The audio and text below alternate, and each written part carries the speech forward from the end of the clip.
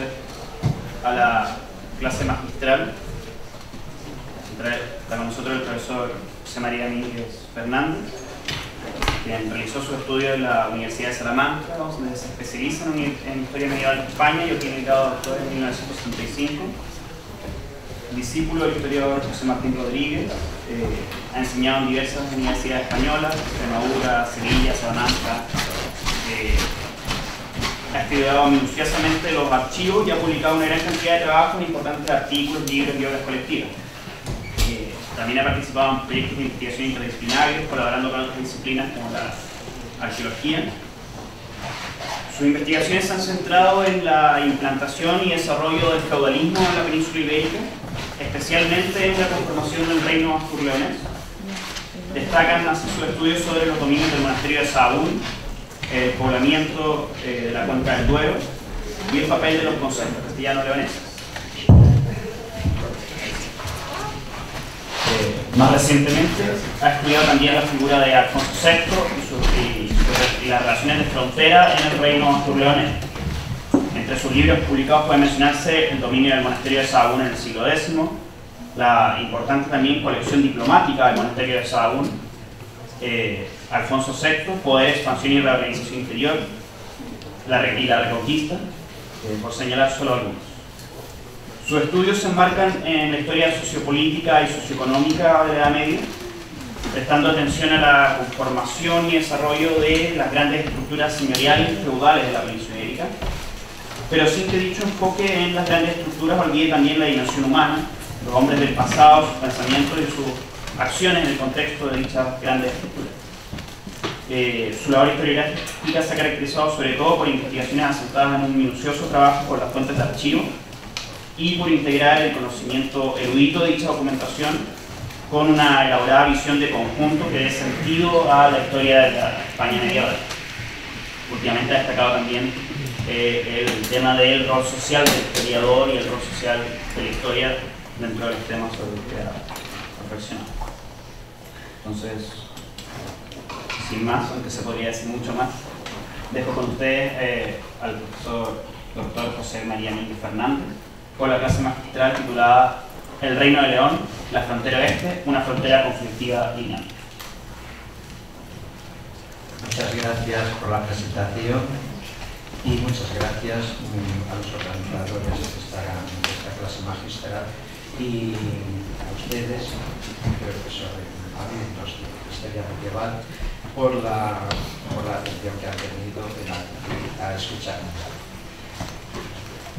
Voy a plantear una reflexión que es complementaria a otra conferencia que ya exponé hace un par de días, que es sobre el tema de la frontera. ¿Qué significa la frontera? ¿Qué es realmente un espacio fronterizo, más que frontera?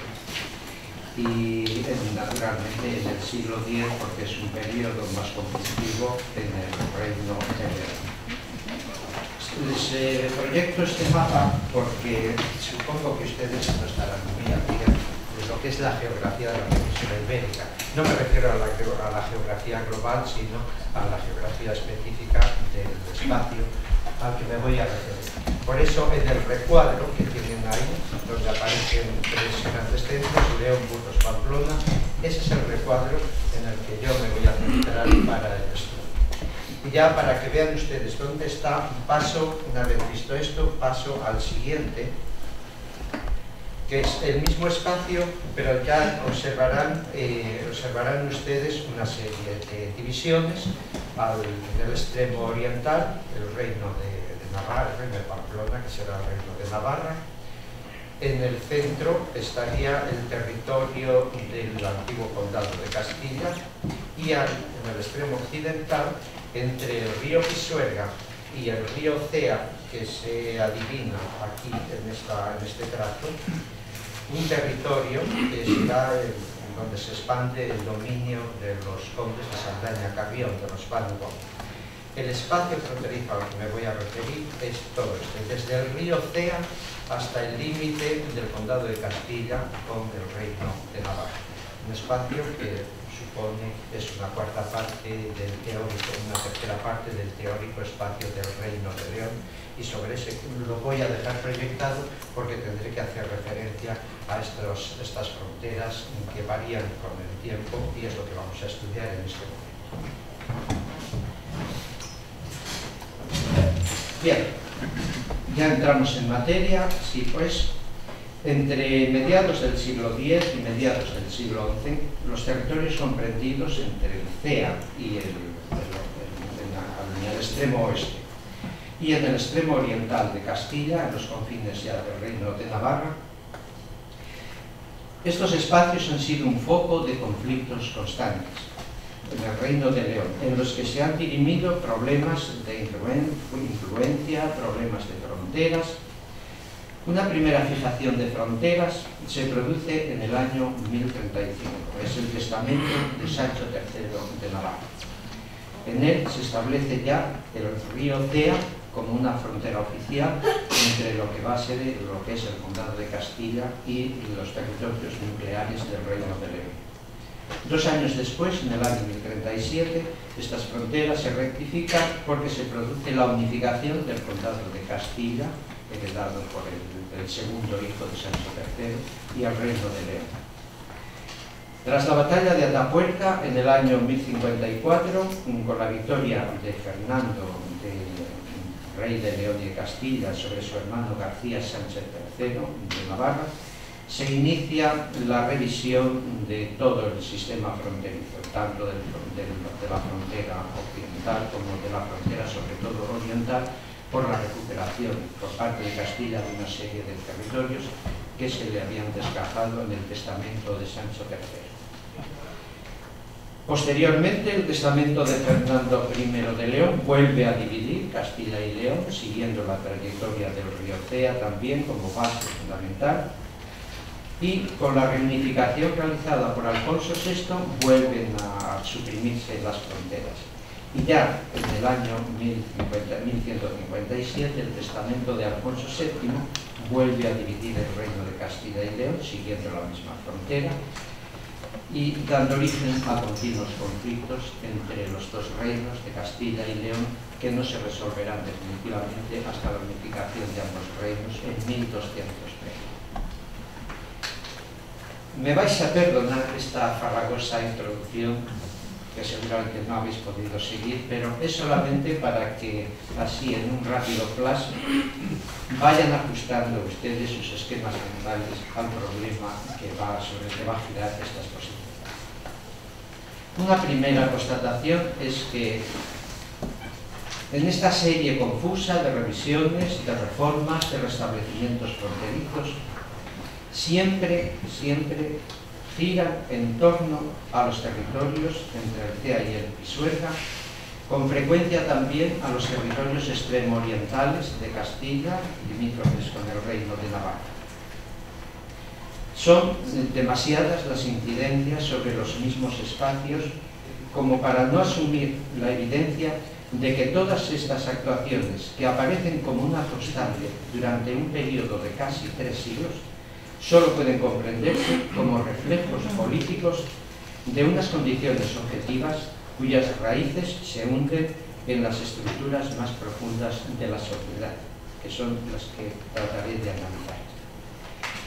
Casi 3 siglos de alianzas estables entre los principales poderes de la zona, de conflictos con la monarquía leonesa y de divisiones y revisiones interiores, nos hablan de resistencias estructurales a la integración de estos territorios en el conjunto del reino. Nos hablan de marginalidad en el Reino de León.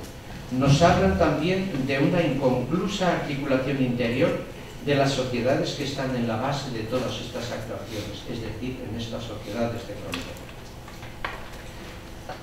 Aunque solo dispongo de tiempo reducido, considero necesario volver aquí sobre una reflexión que ya planteé al hablar de la frontera meridional. Y es que, a diferencia de las fronteras entre los estados que nosotros conocemos, que están perfectamente configurados políticamente, las fronteras entre sociedades en formación son realidades polivalentes e inestables. que pueden existir no solo como realidades externas al propio Estado, sino también como realidades internas en aquellos estados que, estando en una fase avanzada de organización política, todavía no han llegado a una plena conformación. El problema de los territorios orientales del Reino de León, y recuerdo aquí que me refiero básicamente a los condados de Carrión y de Castilla, el problema, repito, es de mucha mayor complejidad que el de la frontera meridional del Duero. Ante todo porque, en un sentido político estricto, los titulares de poder en todo este espacio fronterizo reconocen formalmente los lazos teóricos que los vinculan con la monarquía leonesa y que los subordinan a ella, al revés de lo que ocurría en la frontera del Duero, que eran totalmente independientes, no había vigencia del poder político leonés. Por el contrario, las sociedades orientales actúan desde el interior de la estructura política del reino, por lo que podemos referirnos a ellas como sociedades fronterizas interiores. Pero, aunque interiores, se mantienen en una especie de marginalidad o de periferia, porque se hallan sometidas de forma estable a una tensión límite entre la integración como fuerza actuante desde el núcleo del poder del reino y la completa independencia como fuerza autóctona generada en la propia sociedad fronteriza. Es decir, una fuerza exterior hacia la integración y una fuerza interior hacia la disgregación. Una relación de fuerzas antagónicas cuyos desgarros pueden provocar consecuencias políticas y sociales de gran trascendencia.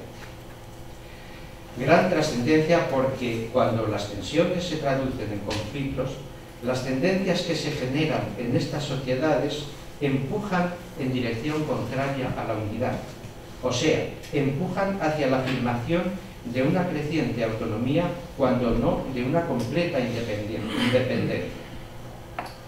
Lo que es tanto más grave cuanto que la fuerza y la persistencia de estas tendencias que aparecen como constantes a lo largo de estos siglos, al generarse en el interior de la estructura política y social del reino, solo puede ser resultado de la percepción que estas sociedades fronterizas tienen de su individualidad y de su difícil entronque en el conjunto de la sociedad. Y al actuar desde el interior de esa misma sociedad, el conflicto adquiere caracteres potencialmente letales porque actúa como un factor disolvente de los vínculos que sustentan la unidad y estabilidad del propio sistema político y social.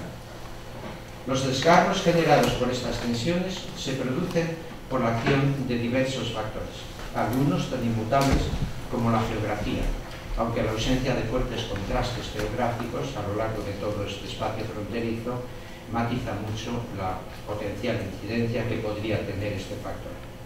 Otros condicionantes, más flexibles pero mucho más potentes, porque emergen del corazón de la propia estructura, son las formas dominantes de organización social y productiva, que constituyen el fundamento de la organización política.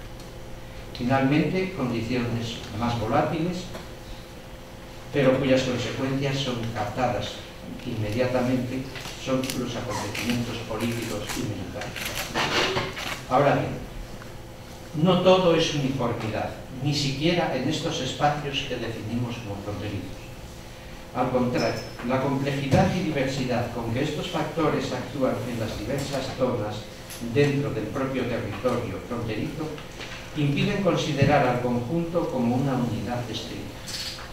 Sería más adecuado definirlo como una secuencia o como una sucesión de fronteras y espacios fronterizos.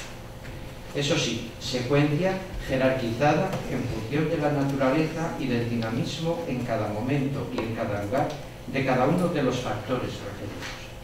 Porque los choques que se producen en todo el gran territorio fronterizo provocan rupturas poderosas y de distinto alcance que marcan y diferencian a cada una de las sociedades que integran la teórica o superficial unidad de frontera. Un primer espacio fronterizo a partir del oeste, desde la línea del CEA, es el amplio territorio que se enclava entre este río y el Pisuerga, que estaréis contemplando en la proyección.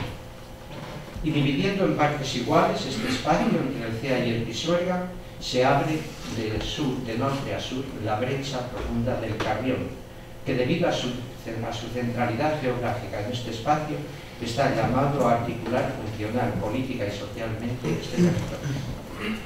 Aquí encontramos una estructura basada en comunidades campesinas articuladas interiormente por fuertes solidaridades colectivas y dedicadas preferentemente a la producción cerealista en terrazos densamente ocupados, muy atomizados, que hablan de una muy larga historia de ocupación que habría que remontar ya a la época de dominación romana, incluso anteriormente a la época de los bárbaros. Esta concentración de aldeas y el intenso aprovechamiento de los terrazos atraen hacia sí la codicia de los poderosos y facilitan a medio plazo la implantación de dominios aristocráticos con un fuerte control económico, social y jurisdiccional. Los más vigorosos de entre ellos, en la segunda mitad del siglo X y primeras décadas del siglo XI, son el monasterio de Sagún, que está enclavado justo sobre el río Cea, casi siempre fiel a la monarquía leonesa, y el dominio de los Banu Gómez, que está enclavado también a lo largo del río Carrión, permanentemente hostil a la monarquía leonesa, lo que no deja de ser un símbolo y una manifestación de las tensiones propias de frontera. Más al este aparece Castilla. Constituye la más emblemática representación de un condado teóricamente unitario, pero en constante factura y que se desarrolla como corresponde al paradigma de una marca fronteriza. El límite político occidental del condado viene fijado por el río Pisuerga, pero en el este los límites son extremadamente difusos por la presencia en la zona de poblaciones étnicamente muy diversificadas y con estructuras sociales y económicas igualmente dispares. Así pues, en contraste con la homogeneidad y cohesión social de que da muestras el dominio de los Banu Gómez, el condado de Castilla presenta un abanico de estructuras diferenciadas, y los contrastes adquieren un carácter mucho más acusado cuando se confronta el perfil de las poblaciones del oeste del condado de Castilla, con el perfil de las sociedades del extremo oriental, ya en el límite con el reino de Pamplona. Estaríamos en el caso antes aludido de una secuencia de espacios fronterizos interiores englobados en una teórica y superior unidad fronteriza que sería el condado de Castilla, que a su vez es una parte del amplio territorio fronterizo, que sería todo el territorio entre el Cea y el límite con Navarra. Pero estas diferencias no parecen afectar, al menos a corto plazo, significativamente a la unidad de gestión del dominio de Castilla.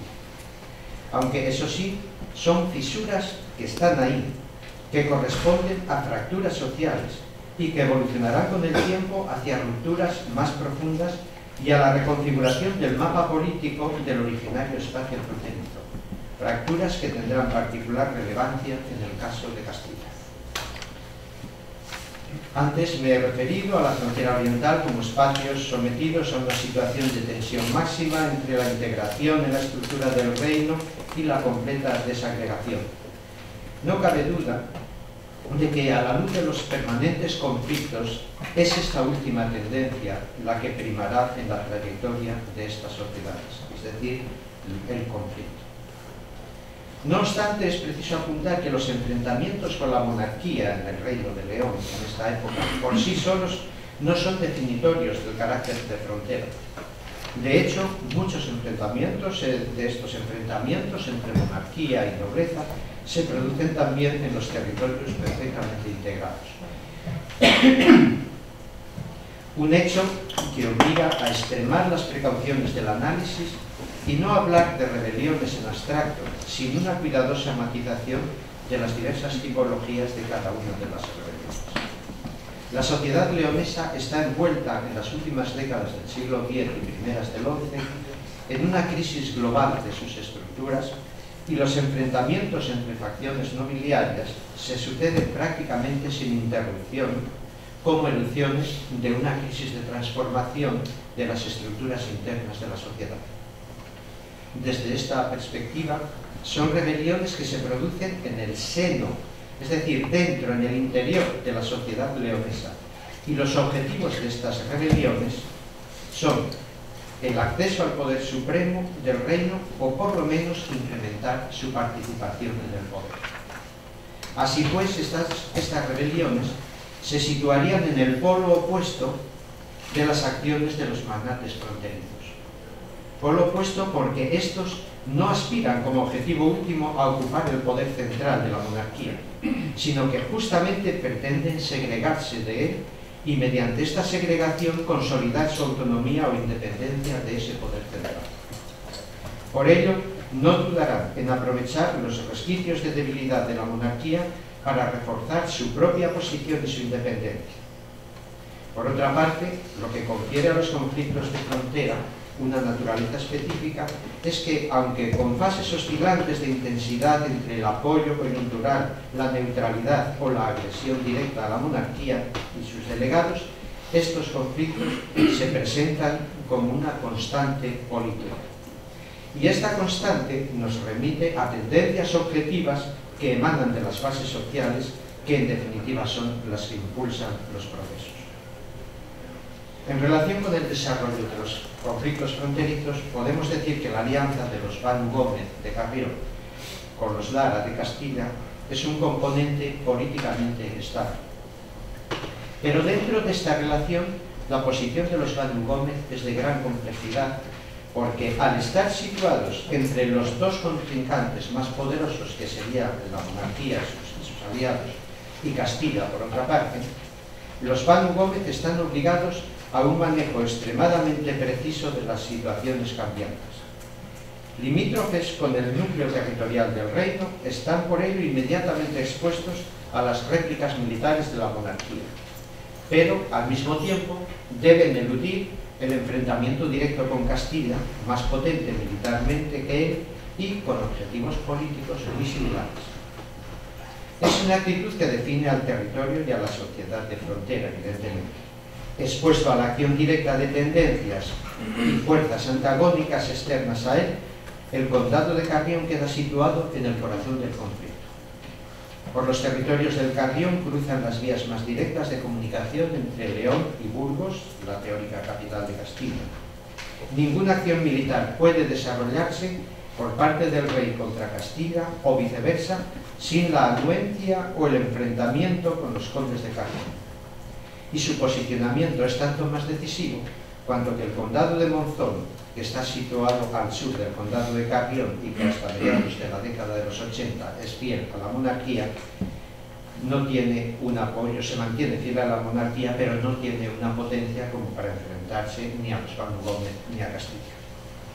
En otras palabras, la cuenca del Carrión se convertirá en una auténtica frontera en la que se produce el choque de dinámicas contrapuestas y sobre la que pivota la acción política y militar de toda la mitad oriental del reino, absorbiendo en esa acción gran parte de las energías del conjunto de la sociedad leonesa. Una posición objetiva de carácter geográficamente evidente, pero también social y político, que explica su carácter de eje en los procesos que ya comienzan a insinuarse y que no son otros que, como ya he dicho antes, la reconfiguración de los marcos políticos de estos espacios fronterizos. La posición fronteriza de los dominios del Carrión se comprende mejor a la luz de algunos acontecimientos más significativos. Me limitaré a algunos que me parecen ineludibles. La primera noticia que tenemos de la alianza entre Castilla y Carrión contra la monarquía leonesa la proporciona la crónica de San Pío, de finales del siglo X. Solo conocemos una réplica durísima de Ramiro II a una actuación que suponemos debió ser un amago o un levantamiento de los condes de Carrión y Castilla, Diego Muñoz y Fernán González, contra el rey. Esto se produce en torno a 940, no sabemos la fecha exacta. El rey destituye y encarcela a ambos condes inmediatamente, pero a continuación se produce algo insólito. En un brevísimo espacio de tiempo, el rey libera a ambos condes y muy poco después les restituye en sus condados. Una actitud que no se compadece con la resolutiva firmeza de la que el rey venía dando muestras claras hasta ese momento. Es posible que Ramiro II, que ya comenzaba a contemplar con preocupación el fortalecimiento de algunos linajes aristocráticos, quisiese realizar una exhibición de fuerza y enviar un aviso a navegantes.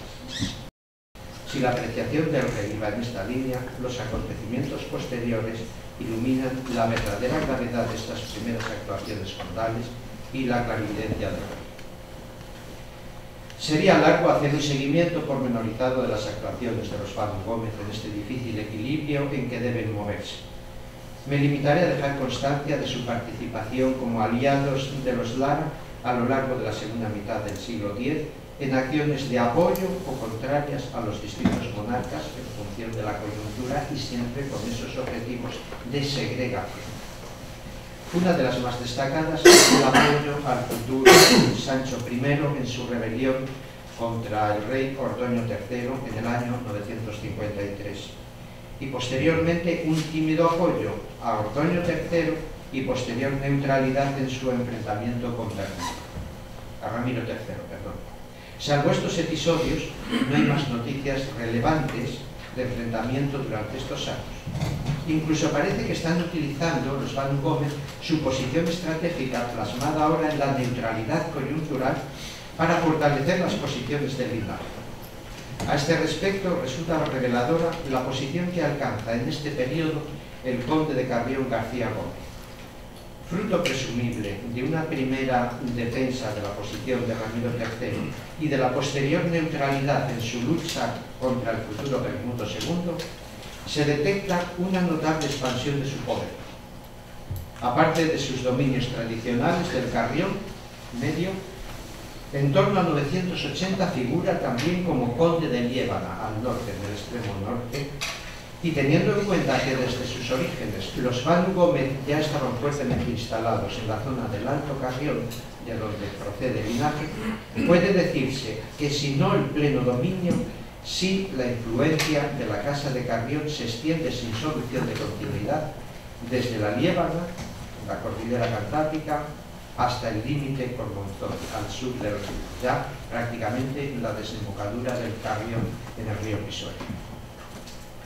Pero la aparente inactividad de este periodo no es sinónimo de calma, porque en el momento en que la coyuntura es propicia, no duda en involucrarse en alianzas contra los reyes.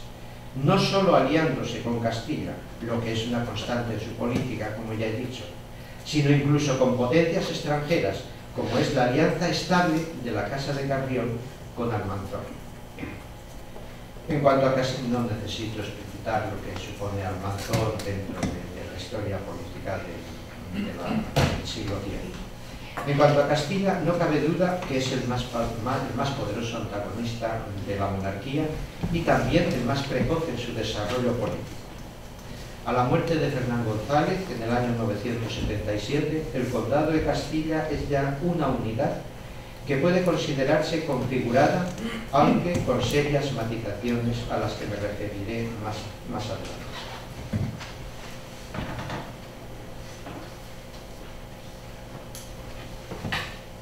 Sea como fuere, en su lucha con León, Castilla no actúa como potencia en solitario, sino que cuenta también con apoyos exteriores muy eficaces.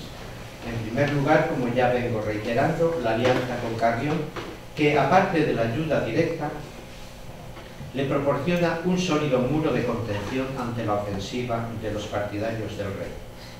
Además, a semejanza de los Van Gómez, Castilla va a cerrar una activa alianza con Almanzor. Curiosamente, esta alianza va a ser muy estable, la alianza de Almanzor, un poder extraño al reino, con Castilla y con los condes de Carrión, es decir, con los dueños de los territorios fronterizos. Pero sobre todo en el caso de Castilla, y es lo que aquí más nos interesa, cuenta con el apoyo cada vez más decidido de otra potencia emergente, al menos desde el año 1000, que es Navarra, el reino de Navarra. Efectivamente, el apoyo navarro a Castilla hace visible una paradoja que, común de alguna forma a todos los territorios fronterizos, en Castilla alcanza una especial trascendencia, ya que en ella quedan involucrados los reinos de Navarra y de León, y porque la carga interna de contradicciones es tal que estallará en una completa reconfiguración del mapa político de gran parte del noroeste peninsular. Ya he aludido a las matizaciones acerca de la supuesta efectividad del poder condal en Castilla.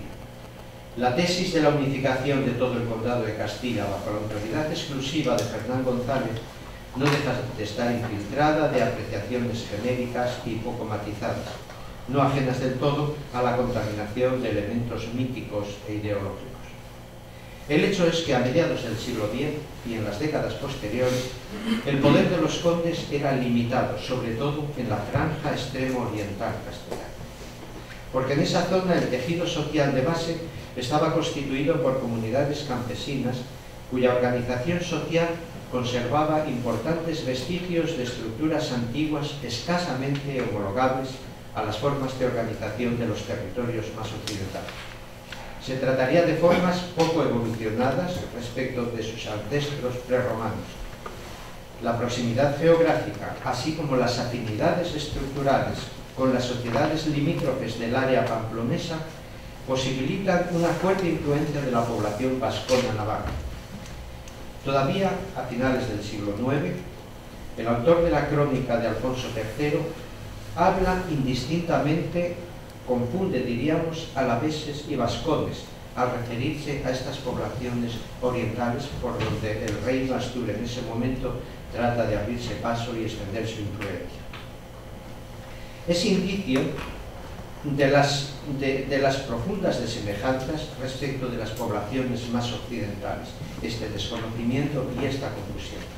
Es una situación que abrirá las puertas a la penetración de la influencia navarra sobre los territorios orientales de Castilla y más tarde a una sorda pero efectiva implantación del dominio político navarro sobre estos territorios. Es una paradoja dentro del condado de Castilla, pero que se va a transferir, algo amortiguada inicialmente al menos, a sus aliados los Banu-Gómez. Durante las últimas décadas del siglo X y primeras del XI se producen acciones desacostumbradamente agresivas contra los reyes de León por parte de los Lara, de los Banu-Gómez, de consuno con Castilla, sostenidos ambos a su vez abierta o encubiertamente por Navarra.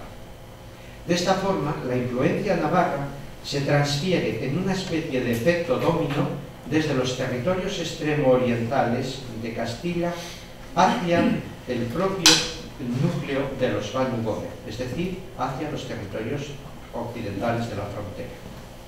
La triple alianza de Navarra, Castilla, Carrión plasma la efectividad de la transferencia de influencias desde Pamplona hasta el río Cea. Transferencia políticamente decisiva, ya que como consecuencia directa de ella se va a generar sobre el antiguo espacio fronterizo un espacio político de acción unitaria. En otras palabras, los antiguos territorios fronterizos dependientes del Reino de León se están convirtiendo, bajo la hegemonía del Reino de Navarra, en la matriz de una nueva estructura política unitaria llamada a erigirse en la potencia hegemónica de la península. Me refiero naturalmente a Castilla. En este proceso, los imprevistos biológicos contribuyeron a acelerar los procesos. En el año 1017 muere el conde Sancho García de Castilla y la sucesión recae en un niño de 7 años, el conde García Sánchez.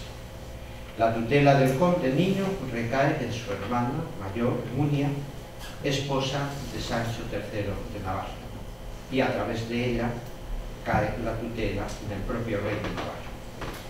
12 años después, curiosamente, no sabemos si con intervención de Sancho III de Navarra, el conde García Sánchez es asesinado en León y con él se extingue la rama masculina del linaje. Así pues, el condado de Castilla queda ya bajo el completo dominio de Navarra. También la biología actúa en Carrión. Aquí, a la muerte del conde García Gómez, ocurrida por los mismos años, el condado pasa a manos de ramas colaterales y entra en una prolongada fase de declive político que durará hasta la llegada de los Ansúrez, ya con Alfonso VI, por lo que los territorios del condado, en la línea de la tradicional alianza con Castilla y de la misma manera que ha ocurrido en Castilla, ahora quedan plenamente alineados y prácticamente sometidos a Navarra. Es decir, que ya a partir de estos momentos Navarra controla plenamente todo ese espacio fronterizo entre el CEA y los límites del reino.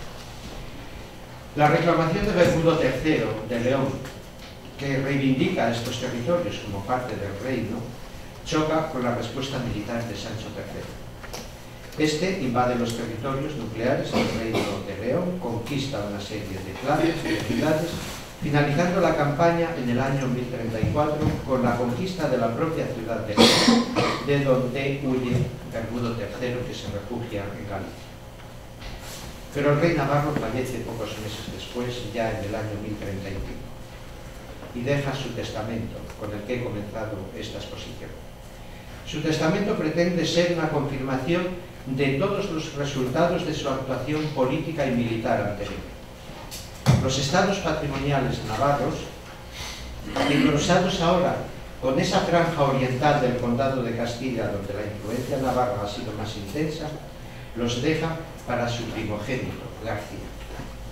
Su segundo hijo, Fernando, recibe la parte occidental del antiguo condado de Castilla, más los territorios entre el Cea y el Pisuerga, es decir, territorios que teóricamente siguen perteneciendo al Reino de León, pero que por la acción navarra se incorporan en este momento al nuevo condado de Castilla.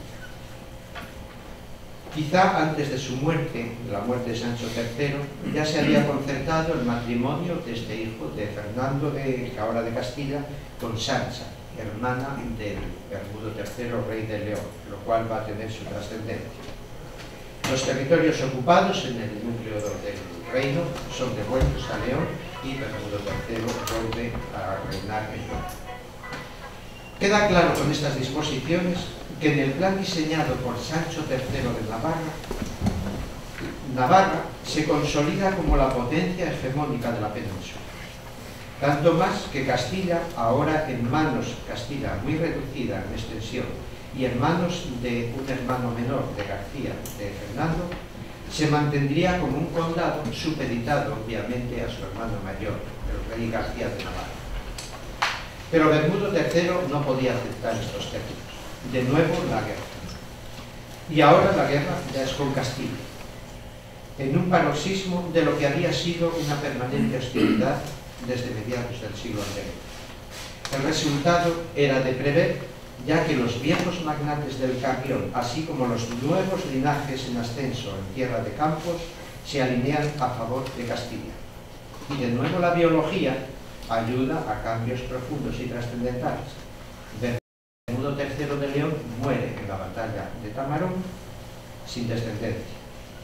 Y a través de los derechos de su hermana, el trono de León pasa a Fernando de Castilla, a su esposo Fernando de Castilla, con lo cual se produce la primera unificación de Castilla y León en un solo reino.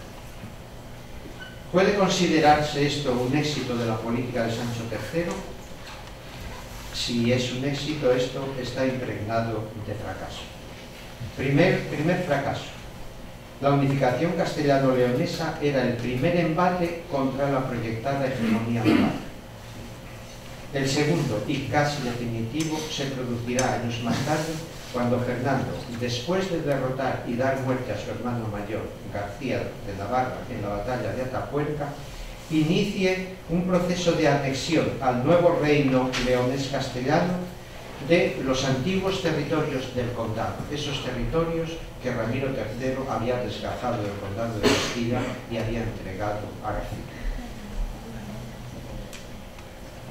Con ello, Navarra queda muy seriamente disminuida, pero sobre todo se han generado unas tendencias expansivas de Castilla hacia el este que van a aislar a Navarra de todo el proceso expansivo que se va a intensificar a partir de este momento, ya con una conquista por parte de León y Castilla lanzada hacia el sur, la conquista de Toledo y posteriormente ya de la Castilla la Nueva y Andalucía. Navarra ha quedado totalmente aislada de este proceso de expansión. Esta es la gran paradoja. Cómo unos procesos históricos desarrollados en territorios periféricos han provocado la transformación de esos espacios fronterizos en una nueva formación y en un nuevo dinamismo que la llevará a alcanzar en muy poco tiempo la completa hegemonía política y militar en el conjunto de la península ibérica. El fracaso del diseño forjado por uno de los más grandes monarcas de la Alta Edad Media peninsular, que es Sancho III de Navarra, obliga a reflexionar sobre la vigorosa fecundidad de las sociedades de frontera que, en medio de turbulencias y conflictos, o quizás debido a ellos, son capaces de generar formas originales y poderosas de organización social y política. Muchas gracias.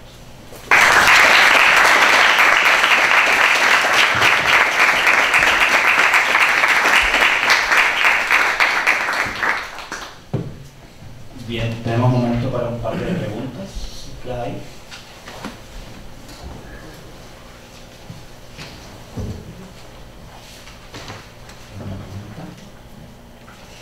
En todo caso, yo quería plantearte, aunque es un poco tangencial al contenido de tu exposición, pero quería preguntar por la figura de Fernando González.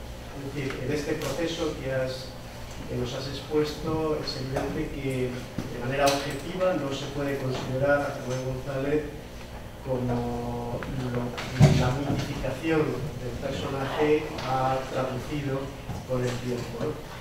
Mi pregunta es ¿por qué? O sea, ¿por qué Fernando González y no otro conde? Es decir, ¿por qué se ha producido esa mitificación? ¿Por qué se ha producido esa leyenda de la independencia de Castilla justamente asociada a él? Sí, bueno, se ha producido ahí, ya con el padre de Fernando González, una especie de unificación. Otra serie de condes que aparecen anteriormente, como el conde Diego, como los condes estos que son los responsables del inicio de la expansión por la zona norte del Ebro, van desapareciendo, pierden tras la muerte, no tienen sucesión. Sin embargo, Gonzalo Fernández es el único que parece que tiene un heredero fuerte y además enclavado en una posición muy estratégica, que es Lara, desde donde se ha realizado la repoblación de toda la zona central del Duero. Por otra parte, Fernando González, claro, aparece, como bien sabéis, aparece con distintas titulaciones: conde de Lantarón, conde de Castilla, conde incluso de Liébana, conde de Trasmiera, es decir, una serie de titulaciones que suponen que él va ejerciendo, va implantando una especie de hegemonía sobre estos condados que han quedado sin sucesor claro, y por tanto ahí hay un conde que tiene más fuerza que los sucesores de los demás y va acumulando condados distintos.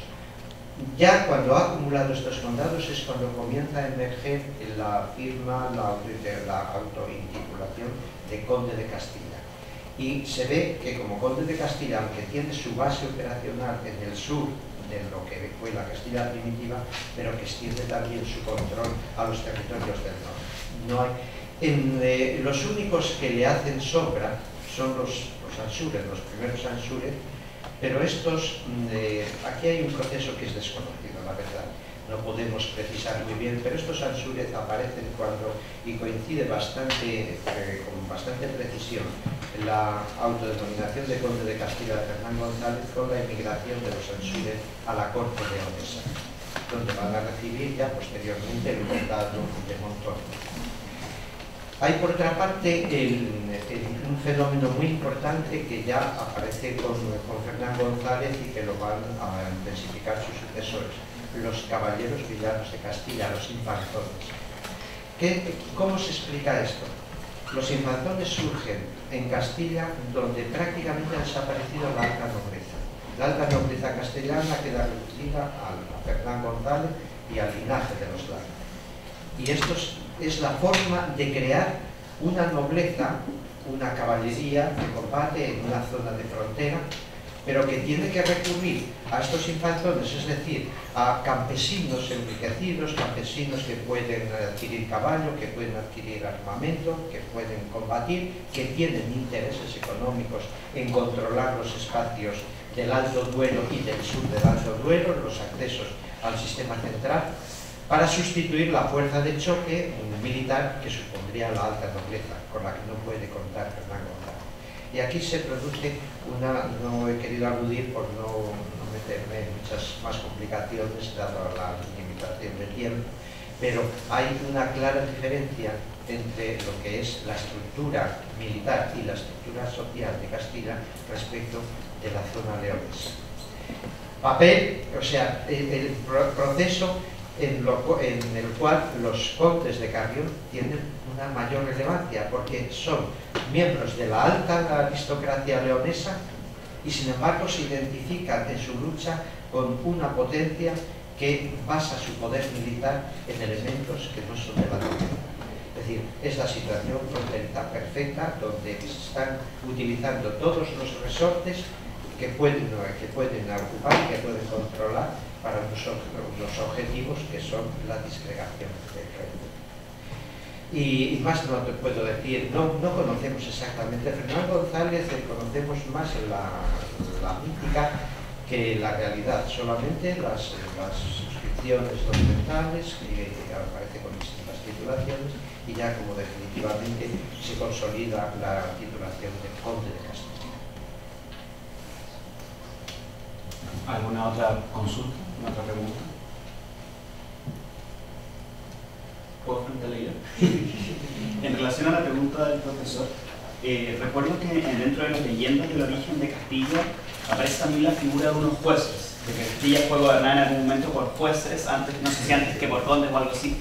¿Eso son solo una leyenda o reflejan alguna estructura? Eso te puede contestar, te puede responder mejor el profesor Carlos Ayala, que ha desarrollado el tema.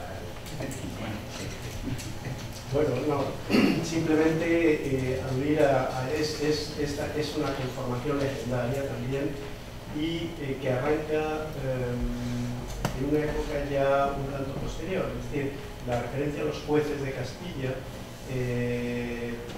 prácticamente no se documenta seriamente antes del Liber Regum. El Liber Regum es una suerte de crónica que hay que fichar hacia 1200. Y es ahí sobre el intento de fundamentar legitimidades ajenas a lo que es la línea astur-leonesa en Castilla, cuando surge la figura identificada de estos personajes. ¿Alguna última consulta o pregunta?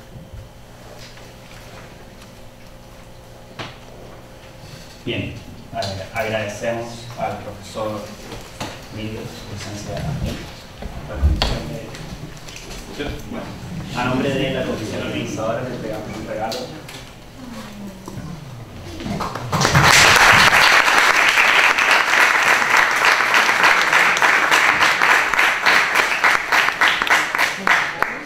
Ahora vamos a hacer un receso de almuerzo y los invitamos de vuelta a las 3:30 para la mesa número 2 de ponencia de la formación. Tengo una manía que es no romper los papeles,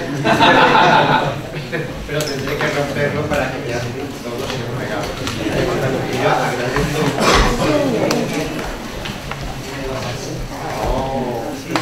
Esto es una invitación. Era la obligación de volver.